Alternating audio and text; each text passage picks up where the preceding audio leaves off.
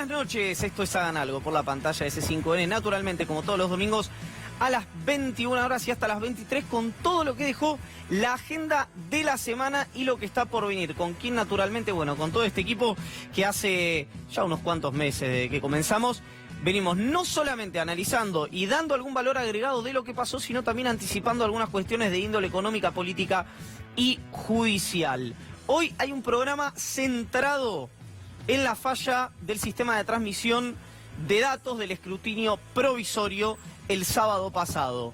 De esto vamos a estar hablando bastante con Gabriel Morini, que trae un informe especial a propósito de la situación que se dio, reiteramos, en el sistema de transmisión de datos del escrutinio provisorio. ¿Te parece muy técnico? ¿Te parece muy lejos? ¿Te parece de hecho que no importa demasiado? Bueno, acá vamos a tratar de bajarlo para que lo entiendas y para que también la política preste atención a cuestiones que están pasando fuera del ámbito de la campaña electoral que formalmente empezó el día de hoy. De la mano de Gabriel Morini vamos a estar, insisto, desarrollando este tema y viene a la mesa a conversar con nosotros y también a tratar de hacer un poco de docencia sobre un tema tan técnico y tan complejo, Javier Esmaldone, un activista informático que va a sentarse posteriormente al informe de Gabriel para conversar a propósito de esto que alertó la oposición, que el oficialismo le baja el tono, dice que son errores normales, que algunos llegaron a hablar de fraude, yo creo que todavía está muy lejos de eso, y que el propio fiscal federal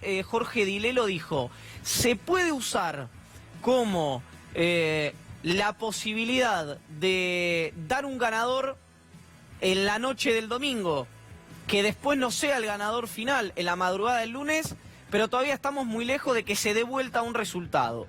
Bueno, toda esta maraña de cosas que parecen parecidas, que parecen diferentes, que son a lo mejor harina de otro costal, la vamos a estar hablando el día de hoy. Julián Guarino trae algo que tiene que ver con el presupuesto que se presentó esta semana, o que el gobierno en realidad anticipó que va a presentar a propósito de inflación, tipo de cambio, crecimiento. De todo esto va a hablar Julián Guarino porque el gobierno espera una cosa, pero parece que el mercado espera otra. Y Noé Barral se nos pone global el día de hoy y nos cuenta que la agenda internacional se metió de lleno en la campaña. Y a propósito del primer tema, no me quiero olvidar, en el living van a estar los apoderados del Partido Justicialista y del Frente de Izquierda y el jefe de campaña de Consenso Federal 2030. Estamos hablando de Jorge Landó, de Mariana Chacho y de el Topo Rodríguez, jefe de campaña Alejandro el Topo Rodríguez de Consenso Federal 2030, del espacio que lleva a Roberto Labaña y a Juan Manuel Urtubey como candidatos a presidente y vice, justamente para hablar del cambio en las reglas electorales, de si hay alguna dificultad, de si están preocupados o no están preocupados por esta falla en el sistema de transmisión de datos. Así que nos metemos rápidamente en el tema, o en realidad en el programa de hoy, que tiene un factor fundamental que me olvidé de contarles, que fue la agenda, una agenda triste, una agenda que no debería corresponderse a la ciudad más rica del país, pero tiene que ver con el frío, con los muertos por el frío en la ciudad de Buenos Aires y en el resto del país. Amigos, ¿cómo les va? Muy buenas noches. Buenas noches. Muy buenas noches. ¿Cómo ¿Estamos bien? ¿Somos felices? Faltó Brasil ahí, ¿Qué va a hacer? hacer el tic con el tema. Bien Twitter, no sé quién lo puso, me mandaron la captura de, o sea, me contaba sin el usuario, Brasil, campeón de la Copa América, y una foto de quien supo llevar las 7 en Brasil durante mucho tiempo fue Robinho, haciendo un juego de palabras con que por supuesto había cometido un ilícito. Un Robinho. Un Robinho, exactamente. Pero bueno, ¿qué quiere, Guarino? No, está bien. Ya me acabó el día. ¿Habrá chats de la Conmebol? ¿Cómo? ¿Habrá chats de la Conmebol? Bueno, Moro, hablando de todo un poco, estaba en el palco con Alejandro Domínguez, el titular de la... Alejandro Domínguez se llama, ¿no? El titular de la Conmebol, Jair Mesías Bolsonaro y bueno, y Sergio Moro. Y ya es el juez del mundo. Claro, el juez del mundo, exactamente. No, hay una demostración de derpo total e impune. No, lo digo, lo de Brasil, hoy lo hablaba con alguien. De hecho, lo hablaba con alguien, antes de entrar acá, con alguien del gobierno, que me dice, la verdad, nosotros, pues, a ver, conversamos sobre las dificultades que tiene la República Argentina en materia institucional, al lado de Brasil. No, Suiza. O sea, es como sentar a alguien en el Día del Ejército, muy cerca de uno, ¿o no? ¿Sabe Morini? Me encanta cómo vino Morini hoy. Vino afilado. Sí, no, porque está bien. Lo que dice Gaby, estamos naturalizando algo que ocurre en la Argentina también, que es... Hay un fiscal federal que no va a declarar. Se acabó. Es decir, dice, yo no voy a declarar. Porque Y cree que es su deber no ir. es su deber no ir a declarar. Es como una reinterpretación de la Exactamente. Constitución, del Código Penal. Bien. ¿Cuándo va? Porque ahora usted se metió en el tema bueno, y le no, pido me breve, pongo no se me nervioso. ponga nervioso, Sí, me Morini. pone nervioso. ¿Cuándo va a declarar Stornelli? Nunca. No, no al lugar. Pero, digamos, Veremos si cambia de juez, ¿no? Si la causa cambia de juez, será otro cantar. ¿Y hay chances de que cambie de juez? 70-30. ¿Qué? Ah, 70 que no, Ah. 30 que sí. No, Ese no. porcentaje es variable. No, yo voy Se a- puede- Buenos días, claro. Se puede, con el correr del tiempo, ir yendo para el lado. Yo voy a probar lo mismo. ¿Sí? Si algún día me citan a declarar, voy a decir... Usted no tiene fueros. Hasta Usted que- lo viera a buscar por el ahora. patrullero. Por claro, ahora. por ahora, sí. Espere que hay una... Todo pasa. Pero no avise que va a tener fuero. No, porque tiene si no, el razón, día sí, anterior- exacto. No, pero digo, a alguien que tenga fuero, pues un fiscal, un diputado nacional. No, yo no veo. No, la citan a Cristina Kirchner. Vamos a poner el síntoma más.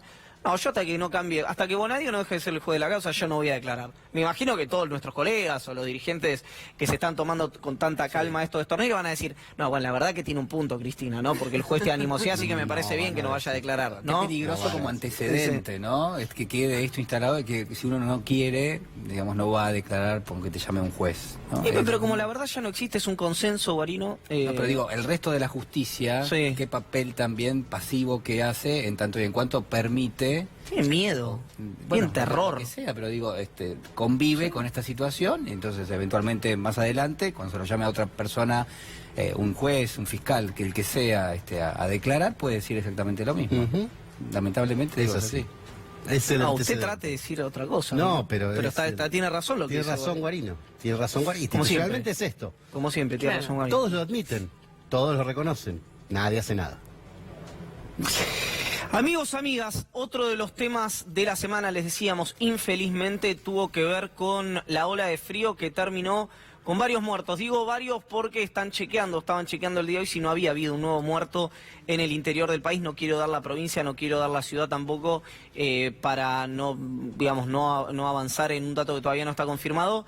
Pero fue una situación que con Juan Carr al frente de esto y el Club Atlético River Plate puso muy nerviosa a la Casa Rosada.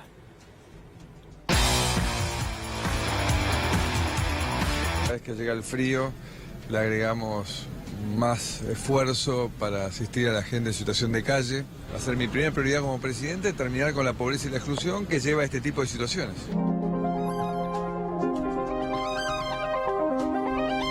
A nivel nacional hemos perdido 5 vidas de personas que estaban en situación de calle. Se dice que ¿Vos hubo una sabés? campaña de gente, traían gente con colchones y les pagaban para que... Esas lincheras son lo más. No, pero no eran lincheras pagos, no eran... Ah, eran de mentira. Eran de mentira. Yo vi una en Alvear y Libertad y dije, qué raro. Yo estoy muy movido, muy sacado de mi eje por estas muertes. Y una muerte a 5 cuadras de Plaza de Mayo nos impactó. ¿Qué hacen tantas personas en la calle? Había 12.000 en la crisis del 2000-2001 en Buenos Aires. El mejor momento fue el de 800 y algo hace 6 o 7 años. Y ahora está creciendo. Una persona, sobre todo la clase media, que es la que aumenta en la calle ahora, que recién es impactada por la economía. ¿Vos decís, Juan, que hay gente de clase media viviendo en la calle? Sí, clase media que ya era baja y que ahora se le complicó. Tenemos 1 o 2 familias por semana.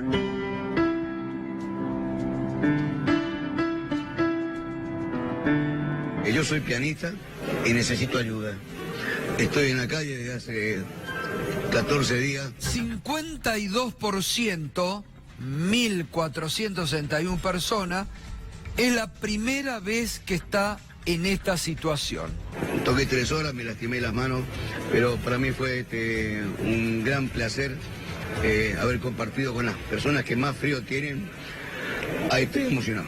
Que más frío tienen y haberle sacado un poco ese frío asesino que se siente en la piel para darle calor, aunque sea por una noche. El Estadio Monumental de River Plate en Buenos Aires se convirtió en el más grande albergue de indigentes de América Latina. La noticia de que en el Bernabéu hay pobres porque hace frío es un título mundial. La noticia que en Wembley hay pobres porque hace frío es noticia. Digo, esto va a dar vuelta al mundo, son conscientes.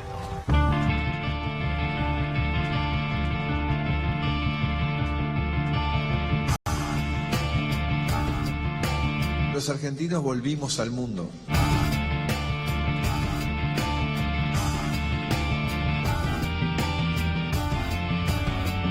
¿Estás viendo más gente en la calle? Vos hace 2 años que estás, ¿cómo lo ves ahora? Yo, mirá, de este gobierno al otro, triplica, porque éramos 5 durmiendo en la calle con otro gobierno, ahora somos 20. Salió un nuevo canalla, llamado Juan Acosta.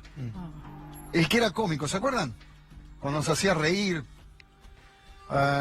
Salió a atacar a Juan Carr. A ver, Juan Carr y compañía, el frío existe desde que nació el mundo. Digamos que él no es tan tonto como parece. O sea, la cara no quiere decir nada.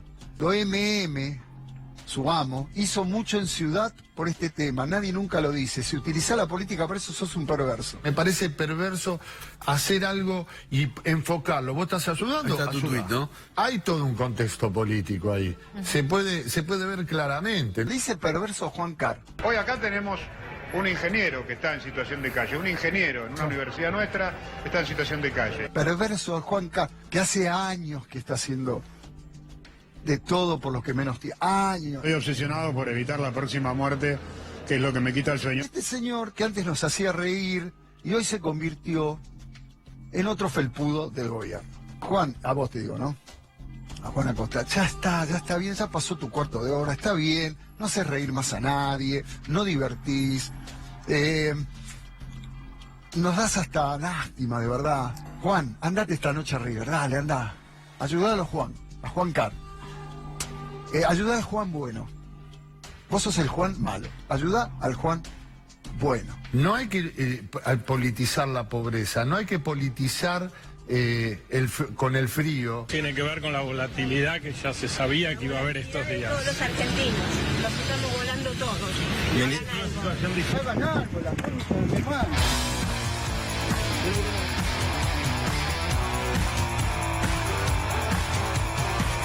Un tema muy importante y que se escapa un poco de lo que hablamos siempre nosotros, que creo que es un enfoque correcto, pero que son los datos.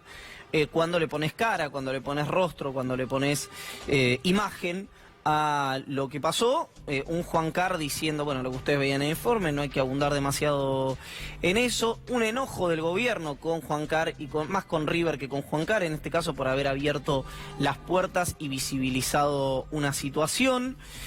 Sí. A ver, perdóname, Iván, sí, pero sí, lo que digo es, obviamente que hay que hablar de muchísimas cuestiones, lo que veíamos recién me parece que formó parte del debate político y social. Pero la realidad es que, digamos, ¿qué pretendía el gobierno que se viera en un informe de televisión haciendo referencia a la situación económica que vive la gente? Digo, los números de pobreza son números, pero cuando vos salís a la calle son más que números, digo, es una presencia. Quizás habrá que preguntarle a los referentes del gobierno qué esperaban, teniendo en cuenta que, digo, no hay otra situación en la Argentina más que esta, y que hay una parte de la gente, yo digo, hay muchísimas personas, de hecho, a ver, las mediciones muchas veces mienten, no es que mienten, pero digo, hay que buscarles qué es lo que quieren representar. Yo pensaba recién en esto, ¿cuál es el dato económico más impactante últimamente? Que un salario mínimo en la Argentina ya no te alcanza para pagar una canasta básica, que no pasó prácticamente nunca, ahora pasa por primera vez en muchísimo tiempo.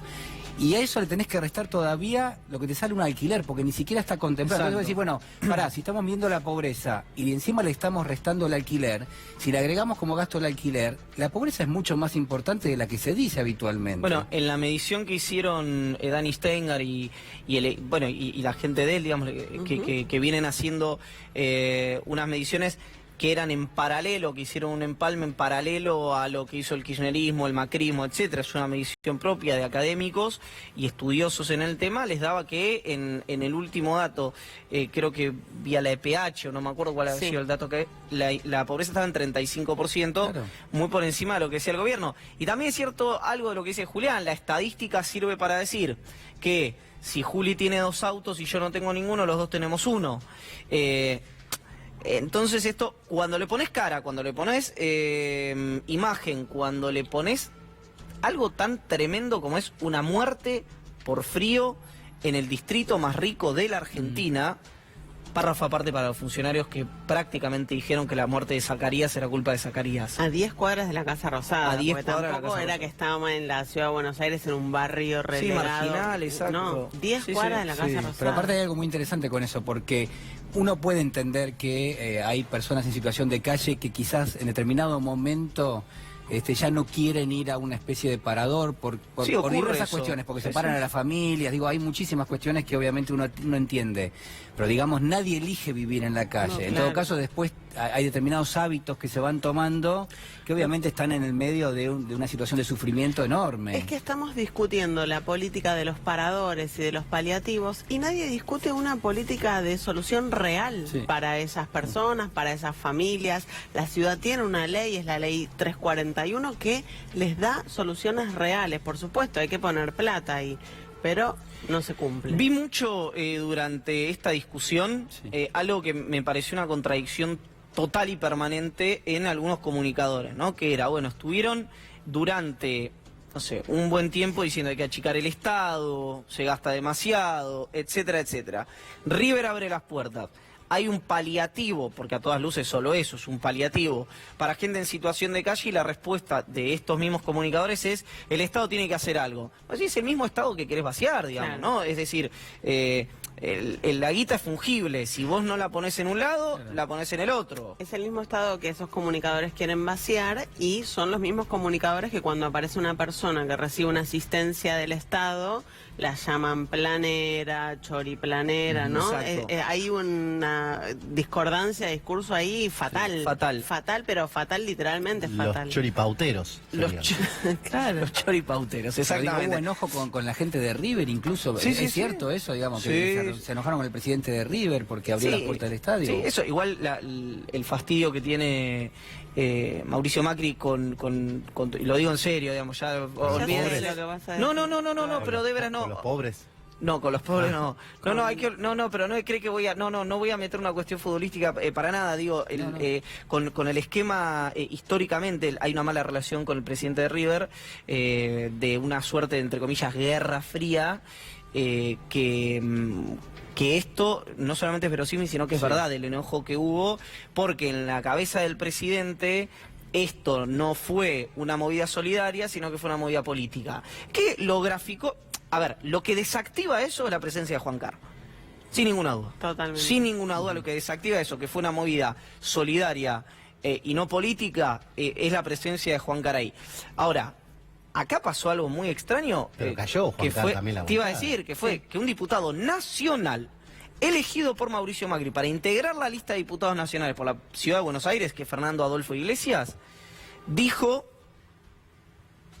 utilizando como eje transmisor al colega Jorge Rial, que si había alguna duda de que esto era una opereta kirchnerista, Jorge Rial se encargaba en ese momento, lo utilizó Jorge Rial para utilizarlo. Todos los números de las estadísticas que viene dando el INDEC que este gobierno ha saneado, recuperado, vuelto a poner en valor, todos los números son coincidentes con el aumento de gente en situación de calle en la Ciudad de Buenos Aires. Aumentó la pobreza, aumentó la indigencia. La Ciudad de Buenos Aires, como vos decís, la ciudad más rica del país, duplicó la indigencia en 3 años.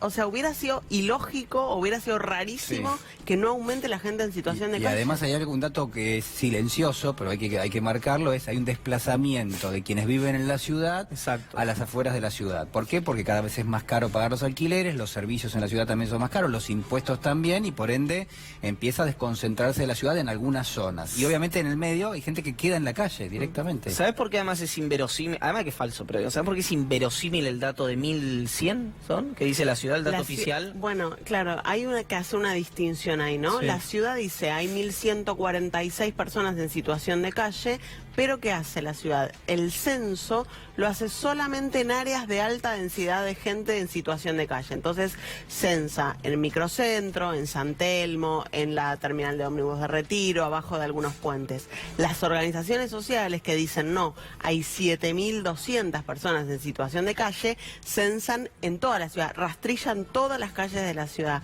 Y hay una distinción clave también, que para la ley porteña, persona en situación de calle es también el que va al parador, porque aunque esa noche no esté durmiendo en la calle, está en situación de vivir en la calle, y la ciudad no censa al que está esa noche en un parador. El que está con sentencia firme de desalojo. Y el que tiene sentencia firme de desalojo. Hay en un lugar de la ciudad de Buenos Aires que ahora no puedo recordar, pero creo que es por Parque Patricios, una sentencia firme que van 400 personas a la calle. Son 300 personas, y de esas 300 personas hay 100 niños que están con sentencia firme de desalojo. Entonces, además piénselo de la siguiente manera. Olvídense de los números, porque por ahí usted no le quiere creer al Ministerio Público de la Defensa, no le quiere creer al CELS, no le quiere creer a la Ciudad de Buenos Aires.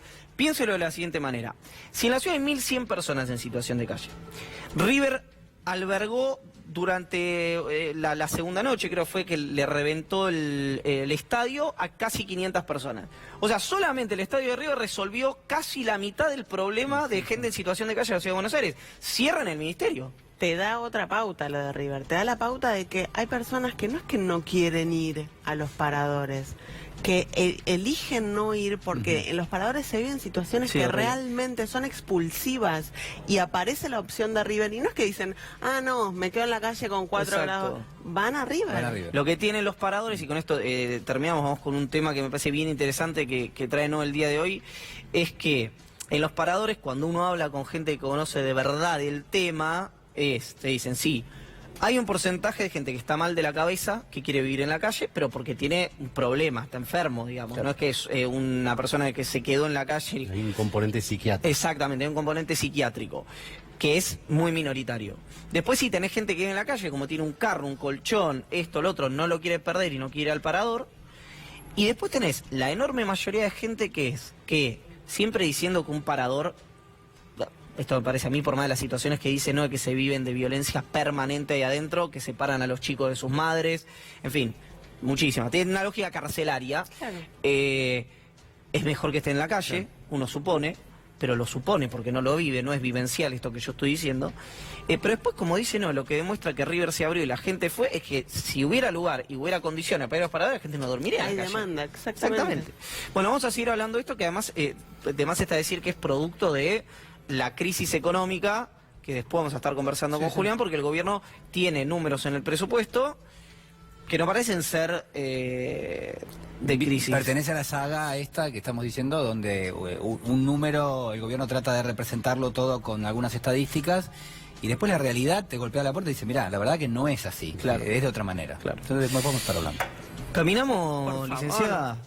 Por favor, porque dijimos que no se pone global, ¿por qué? Bueno, porque la agenda internacional se mete, o se metió en realidad, ya en el arranque de la campaña. Estamos hablando, entre otras cosas, si bien no tiene que ver directamente con esto, por ejemplo, para que vean cuando se habla de gobiernos populistas, no populistas, de izquierda, de derecha, de cuáles vulneran las instituciones, cuáles no, lo vieron a Jair Mesías Bolsonaro en la final de la Copa América, con los jugadores adentro de la cancha levantando la copa al lado de Dani Alves, capitán y electo mejor jugador de la Copa América. A cosa inanalizable, la verdad. Bueno, yo de eso no puedo opinar, pero sí te puedo contar que hay alguna relación entre lo que hablábamos recién de la crisis económica, el aumento de la gente en situación de calle, el aumento de la pobreza, el aumento de la indigencia, con cierto corrimiento, sobre todo en este inicio de la campaña, a la agenda internacional en el caso del gobierno. ¿Por qué? Porque sin números de la economía para poder mostrar en campaña, lo que hace Macri, por supuesto,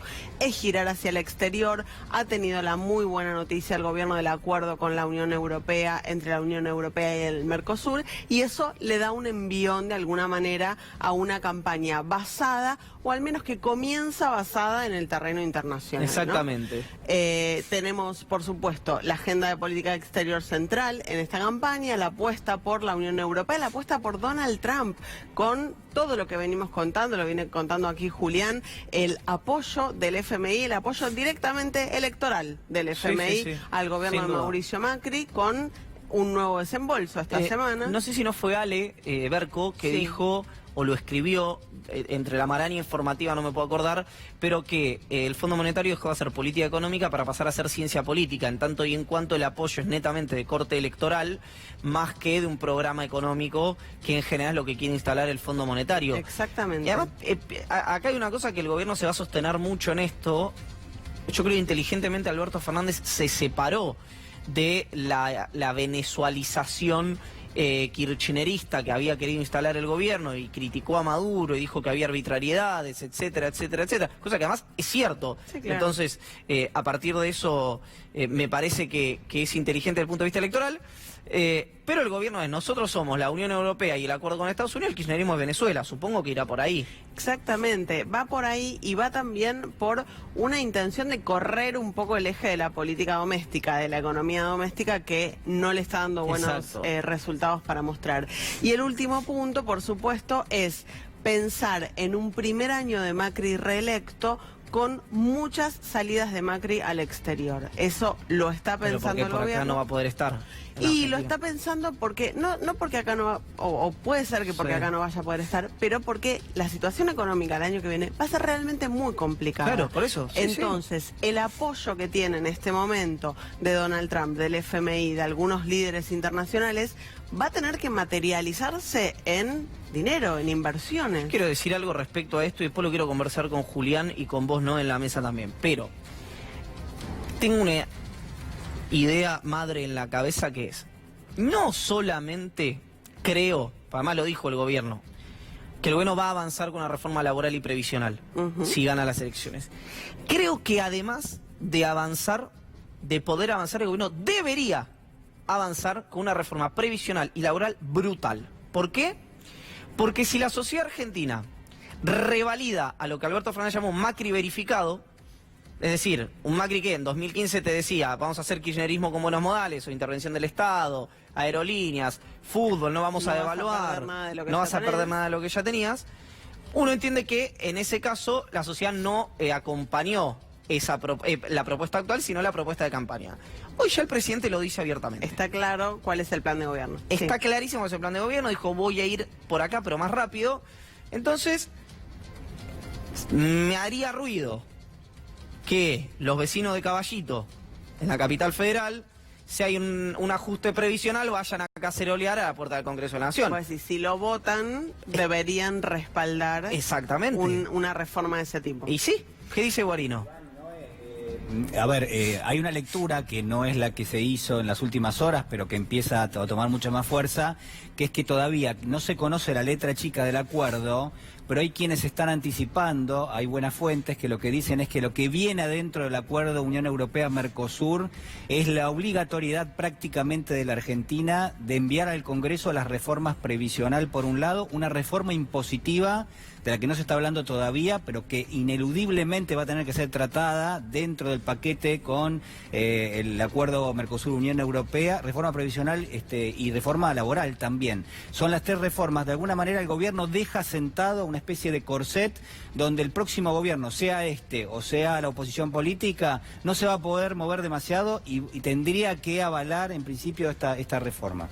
Bueno, hay que hacer un punto, porque cuando se reunieron los enviados del FMI con Alberto Fernández y con sus equipos, le pidieron que firme un compromiso de cumplir con el plan fijado por el FMI. Alberto se negó en ese momento. La verdad que no sé qué valor puede tener finalmente ese papel, porque tampoco es que van a poder obligarlo a gobernar de acuerdo a lo que dijera ese papel si finalmente es electo, pero hay una preocupación del FMI en ese sentido. Y hay que hacer otra salvedad también, ¿no?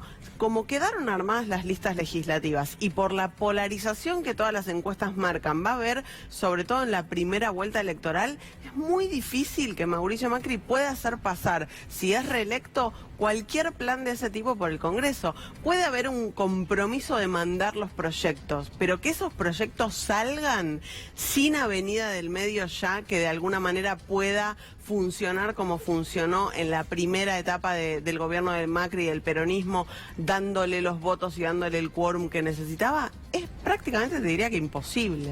Bueno, un dato interesante esto porque se había hablado de la reforma laboral por decreto, ¿no? Que, bueno, claro. Insisto con esto,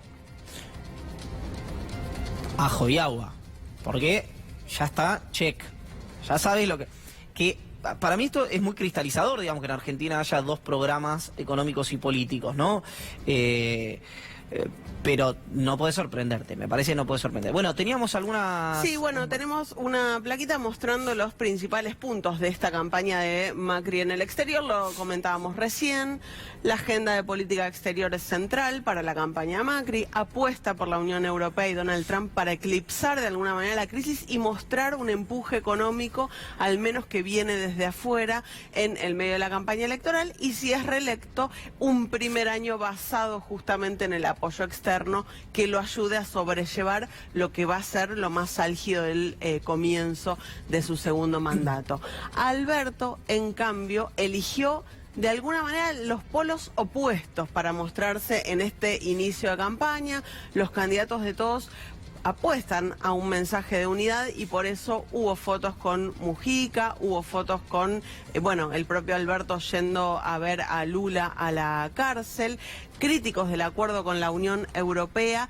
El peronismo lo que busca es refletar justamente este eje latinoamericanista, lo que fue en su momento la UNASUR, ¿no? Hoy absolutamente dejada de lado y desarticulada. Claro. Es de alguna forma lo que buscan refletar este tipo de imágenes, este tipo de gestos en la campaña. Habrá que ver después qué pasa si Alberto es electo, cómo entabla una relación con Jair Bolsonaro, ¿no? Principal socio regional de la Argentina, va a ser difícil eso también. Un Bolsonaro que esta semana volvió a decir que en la Argentina tiene que ganar Mauricio Macri porque no hay chance de que avance la sociedad entre los dos países si gana la boleta del Frente de Todos. Cambiemos lo que tiene ahí, es algo mucho, como se dice brutalmente, lo decíamos en la mesa, mucho derpo brutal y desnudo, que es Trump, es Bolsonaro, medios, justicia, servicio de inteligencia, la plata del Estado, etcétera, etcétera, etcétera. En un escenario normal, con un país funcionando medianamente, la elección de un oficialismo, la primera reelección de un oficialismo que además puede articular políticas públicas en el área metropolitana, donde hay más densidad poblacional, porque tiene nación, provincia y ciudad, tendría que ir de suyo. Tenemos que estar discutiendo por cuánto va a ganar el presidente. Bueno, la gestión es tan mala, realmente tan mala, que la moneda está en el aire. Ahora, yo creo que hay un sector de la población que este poder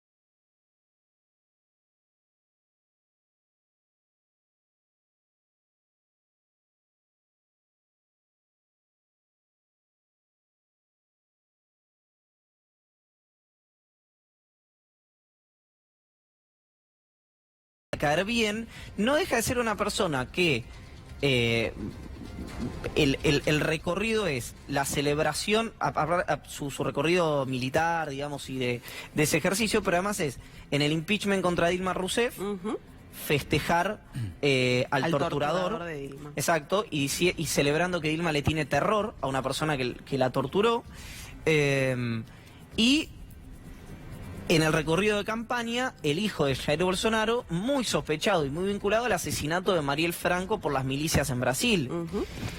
Es decir, es algo más que un personaje de centro-derecha pintoresco. Sí, claro. Digamos, tiene tintes criminales. No sé cómo decirlo de una manera que nadie se sienta ofendido, pero tiene tintes de neto corte criminal. Entonces, a mí me parece que hay o una confusión que la oposición no lo está sabiendo comunicar, pues la campaña creo que dista de ser buena de la oposición hasta ahora, o que el gobierno, en el caso argentino, lo logra desarticular con las cuestiones más vinculadas al mundo del fútbol, ¿no? La agenda más blanda. Claro, exactamente, lo pintoresco. Exactamente. El abrazo, las pistolitas, sí, absolutamente. Así es. Absolutamente. Bueno, seguimos con este tema después con No en la Mesa. Gracias. Placer.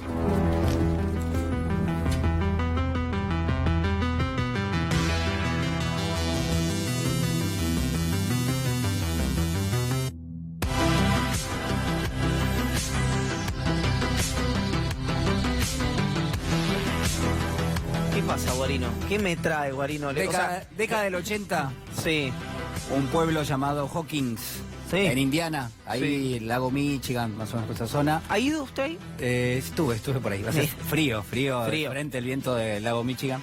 Yo soy Bahía Blanca, menos pintoresco, pero hace más frío o menos también, Guarino, el viento te corta. Es parecido. Bueno, un chico que se llama Will Byers, y de pronto, de un momento para otro, este chico que va y viene en bicicleta, desaparece. Y aparece una pequeña que se llama Eleven, que tiene poderes, su fugitiva, y ahí empieza Stranger Things. Bueno, en realidad esto es otra cosa, ¿no? Pero parecido. Es parecido. Sí. Hay algunos datos que han desaparecido, digamos, el gobierno presentó... ¿La recomienda la serie? Stranger Things, pero sí, es una serie tercera temporada. Sí. No, ya sé, pero hay algunas que recomendaron... Sí, una onda retro, ¿no? Que tuve que hacer la vertical para no quedarme dormido, entonces digo... ¿Me meto o no me meto en Stranger Things? Y el tema retro vio que es propio de... Dicen que es un rasgo del neoliberalismo. ¿En serio? Sí, porque le desdibuja el futuro, como que no hay futuro. Vio que la tónica... Bueno, un poco de lo que usted estaba hablando recién, ¿no? La tónica neoliberal es... Bueno, no hay futuro, lo único que hay es esto. De acá en adelante va a ser siempre esto, así que resígnense, señoras y señores. Y hacia atrás, la confusión temporal. Entonces te rescatan cosas del pasado y te las hacen parecer... Me dice el DIR, algo bueno tenía que tener, por lo menos nos da series. Claro. Algún tópico de serie. Bueno, acá el tema... ¿Qué pasó? Bueno, pasó que el gobierno se anticipa un poquito y envía en los últimos días un anteproyecto de lo que se llama la ley de presupuesto. En realidad se tiene que tratar obviamente en el Congreso, pero que siempre es una ventana para ver cuáles son los números con los que cuenta el gobierno y que arroja, cómo el gobierno se está aproximando a la economía y cuáles son las medidas que puede llegar a proponer para tratar de conducir obviamente lo que se llama el ciclo económico. Habitualmente los gobiernos miran de cerca lo que se llama el ciclo económico. Si ven que hay una recesión, obviamente vos tenés que estimular la economía para salir de esa recesión económica, y si vas creciendo, bueno, administrar eso. Nada de todo esto está pasando, claramente, ¿no? Digo, lo que dicen los libros es esto, pero lo que pasa en Argentina no es esto. ¿Qué ha pasado en los últimos años con el presupuesto, en todo caso con lo que manda el gobierno para después ser sancionado como ley de presupuesto y para discutirlo? ¿Te puedo hacer un alto ahí?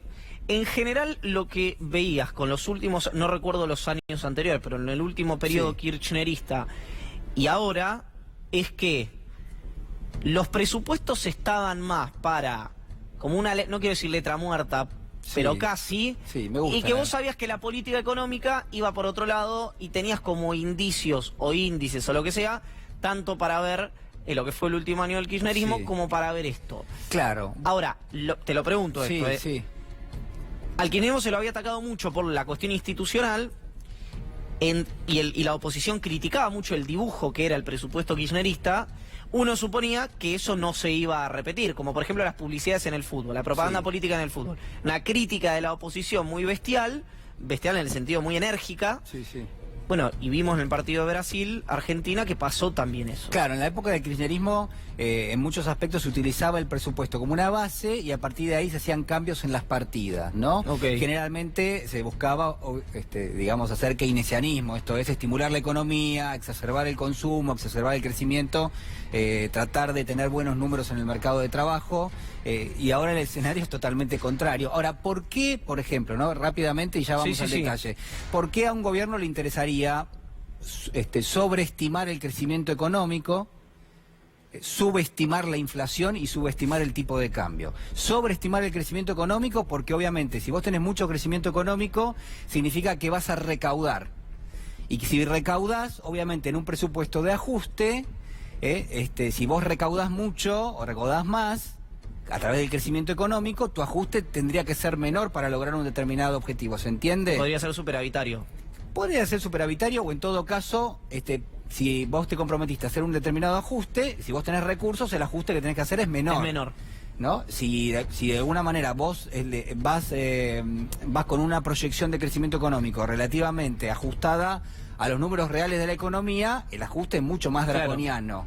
Bueno, la inversa pasa con la inflación. Si vos subestimás la inflación, vos tenés una cantidad de pesos asignado al presupuesto, pero como la inflación vos estás diciendo que es más baja de lo que va a ser, obviamente, las partidas van a en teoría van a estar en sintonía con ¿qué? Con el número de inflación que vos estás poniendo. Por ejemplo, 10% de inflación, si vos quisieras dejar el presupuesto en ciencia y tecnología igual que este año, subís 10% la cantidad de pesos. Ahora, si la inflación es del 25%, vos te estás haciendo un ajuste en términos reales, ¿entiendes? Bueno, por podrías eso, modificar las partidas después en el año de gestión. pero no pasa. Pero no pasa. Bueno, no claro, pasa. digo, si hubiera una decisión política, Sí. vos subestimás la inflación, ponés 25, la inflación es 40, vos podrías una partida extra presupuestaria y asignarla a ciencia y tecnología o a educación o a lo que vos quieras. Sí, yo no sé si el señor director tiene los datos de los años anteriores previos para chequear cómo el gobierno viene enviando los números al Congreso y cuáles son los números que después, de alguna manera, nos quedan como resultado. Bueno, acá está, increíble. Bueno, no sé si es este, no. No, pero ¿qué vos decís las comparaciones de esto que vos mencionabas, de ¿no? cuál era la previsión del gobierno, cuál era la previsión del gobierno y qué terminó pasando en 2016, en 2017 y en 2018? Claro. 2018 está en, digamos, el presupuesto para señor director, son los datos que hoy estábamos de alguna manera coordinando, no son estos, ¿no? Pero bueno, empezamos con un repaso de estos números que de alguna manera nos van a dar un detalle. Vemos la primera entonces de la que teníamos recién para ver cuál es el detalle del proyecto de presupuesto. Ahí está, Entonces, PBI, el proyecto de este año dice, en 2019, es decir, este año, se prevé una caída del 0,8%, ¿no? En 2020, es decir, el año que viene, un crecimiento del 3,5%. Es decir, fíjate el salto que tiene que dar la economía de una caída del 0,8 a un crecimiento del 3,5 el año que viene. Con lo cual, este número está atado a una recaudación que va a crecer en términos reales y, en definitiva, el gobierno, si envía un presupuesto que implica un ajuste, con este crecimiento estimado, tendría que hacer un menor ajuste.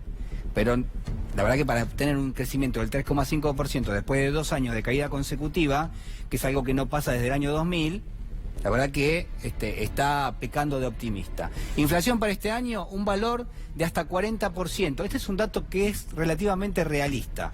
Ahora vamos a compartir en un ratito cuál era el valor que el gobierno ponía para este año de inflación. ¿Se acuerda? 23%. 23%. 23%. Entonces revisa el dato y dice, no, para este año un 40%. Este dato es optimista. ¿Qué implica? Bueno, implica que la inflación va a ir descendiendo gradualmente de aquí hasta fin de año. Digamos, es lo que dice el presupuesto. Presupuesto 2020, para el año que viene, estima un superávit del 1%, cuando ya está claro que este año va a tener un déficit de todas maneras, a pesar del ajuste. Gasto público primario para el 2020, 18,5% también, digamos, ¿no? Estimaciones que son largamente optimistas. Seguimos repasando los datos y después hacemos una evaluación de algunas cuestiones que son crecimiento, inflación, el tipo de cambio también es importante. El gobierno dice que las exportaciones van a trepar 10% este año, 10% este año y 7% en el 2020. Yo le diría, por ahora, y salvo raras excepciones, este número del 10 está por debajo del 5 y con suerte. Vamos a ver cómo sigue el año, pero recién en el mes de junio hubo un crecimiento de 16% en las Expo. Hasta ese momento, durante toda la primera parte del año, el crecimiento fue mucho menor, fue realmente muy bajo. Es decir, que la mega devaluación del año pasado, la verdad que no produjo un salto en las exportaciones considerable. Sí mejoró la cosecha, sí mejoraron las exportaciones vinculadas al agro. Inflación tendiendo a 2,1% en noviembre del 2019. Este es otro dato que está metido dentro de este anteproyecto para presupuesto, que el gobierno dice, miren, en noviembre más o menos la inflación va a ir bajando y va a estar en torno al 2,1%. ¿Es creíble o no es creíble? No, para mí no todavía, ¿no? En este contexto, sobre todo cuando está atado a que vos vendés dólares en el mercado cambiario, porque acá, digamos, la inflación no salta de una forma mucho más importante, exclusivamente porque vos tenés dormido el tipo de cambio. Claro. Entonces, este dato... Bueno, pero por más que sea ficticio, de esto que el gobierno siempre decía, al inicio le hicieron creer, decía Gonzalo Alfaro, le hicieron creer a la gente que podía comprar. Bueno, hoy podés decir, en el registro de Gonzalo Fraga, le hicieron creer a la gente que podían comprar el dólar a 43. En el sentido que en algún momento, el 11 de diciembre en adelante, va a haber, si vos tenés anclado el tipo de cambio, necesariamente, lo voy a decir de la manera más elegante posible, vas a tener una actualización, es decir, va a haber una devaluación. Digámoslo porque lo dijo hoy, más temprano, no sé si lo dijo en la radio, Alfonso Pratgay, el ex ministro de Hacienda y Finanzas, dijo, no conviene, o al menos no conviene apreciar tanto el tipo de cambio en este momento, dice. ¿Por qué? Bueno, porque después obviamente termina en ajuste. Claro. O sea, digamos, si hay lo que no entiendo es que va a haber un ajuste. Si va a haber una devaluación que la descuenta hasta los más cercanos al gobierno, ¿por qué los datos que mostrabas anteriormente de inflación, etcétera, etcétera, son los que eran? Es decir, ¿a cuánto está el tipo de cambio en el presupuesto del año que viene? Bueno, yo te diría algo más. Si se devalúa todos estos datos, ¿tienen sentido? No, por eso. Ningún sentido. Claro. ¿Por qué? Porque inflación va a ser más alta. Crecimiento económico, obviamente, tenés un crecimiento muchísimo más bajo. Una devaluación, obviamente, termina impactando en el consumo mucho, te quita poder adquisitivo, es una transferencia de riqueza. Y bueno, y esto que vos estás mencionando también, es decir, la verdad, está todo atado muy con alambre. En 2019 PBI cae 1,4%. Estos son los datos que hoy hay un consenso. ¿Qué es lo que va a ocurrir? El gobierno dice cae 0,8%, el mercado te dice cae 1,4%. Y este es el mejor escenario, este es el más optimista de los analistas privados, para decirlo de forma elegante. Los analistas del Fondo Monetario dicen va a caer Argentina 1,4%, por ejemplo. Es decir, que podría ser peor. Y una inflación del 40%. Sobre este dato también dicen, en el mejor de los casos el gobierno puede aspirar a una caída del 1,4% y a un 40% de inflación, que es un dato altísimo, ¿no? Digamos así. Y eso ahora, ¿qué pasa en términos de la crisis económica o de la comunicación, que datos que en cualquier gobierno, no en un gobierno solamente kirchnerista, en un gobierno radical, en un gobierno que hubiera sido cualquier gobierno local, regional, serían datos gravísimos, y ya la sociedad da la sensación, veremos el 11 de agosto qué pasa, pero no sé si los asimila, pero los naturaliza. Entonces, voy a tener 40 puntos de inflación, una caída de la industria de 13 meses consecutivos, cae el PIB durante 3 años seguidos, cayó el PIB 3 años seguidos, ¿no? ¿O no? 2 años. 2 años seguidos. Segundo año de recesión. Segundo año de recesión. Siga, ¿no? Como Baldassi, cuando juega Boca. Bueno, ahí me parece que hay componentes que ya no tienen que ver con la cuestión económica, ¿no? Más sociológico. Es decir, el gobierno está vendiendo desde hace ya varios meses, yo diría varios años, que hay una forma de hacer las cosas. Y que en definitiva, si hacemos esto, en algún momento la Argentina va a empezar a crecer, se va a crear trabajo, la industria va a salir adelante, vamos a poder competir con las pymes europeas. Lo voy a dejar ahí, porque la verdad es que nada de todo esto se visualiza. Lo que estamos viendo es una profundización de la caída en términos económicos, un mercado de empleo que va a ser mucho más chico, la inflación es del orden del 40%, y hasta ahora está todo muy atado. Es decir, si el gobierno tiene 2 o 3 medidas que sí o sí necesita para tener una campaña relativamente ordenada, la primera es estabilizar el tipo de cambio. Claro. Y el dólar está estable porque se terminan vendiendo, y después, si hay tiempo, vamos a ver, porque el gobierno está licitando dólares, 60 millones por día, pero además, se están vendiendo dólares en el mercado de cambios. Y atención, porque hay un dato de las últimas horas que es importante, que es que el agro está vendiendo dólares por debajo del promedio de los últimos 5 años. Más tarde vamos a hacer el tema dólar, Juli. Bueno, tenemos que hacer una tanda, muy cortita. A la vuelta, lo que les contábamos anteriormente, la transmisión, en realidad, el sistema de transmisión de datos del escrutinio provisorio en la primera prueba a gran escala falló. Informe de Gabriel Morini, y en la mesa el especialista informático Javier Esmaldone, para tratar de hacer docencia, no solamente con nosotros, porque también nos cuesta, porque es un tema muy técnico, sino también con ustedes, para entender cuál es la gravedad, si es que la hay, y cuáles son los alcances de esta noticia, que además hace que tengamos presentes en la segunda hora al apoderado del Partido Justicialista, a la apoderada del Frente de Izquierda y al jefe de campaña de Roberto Lavagna. Una pausa muy cortita y ya estamos con ustedes.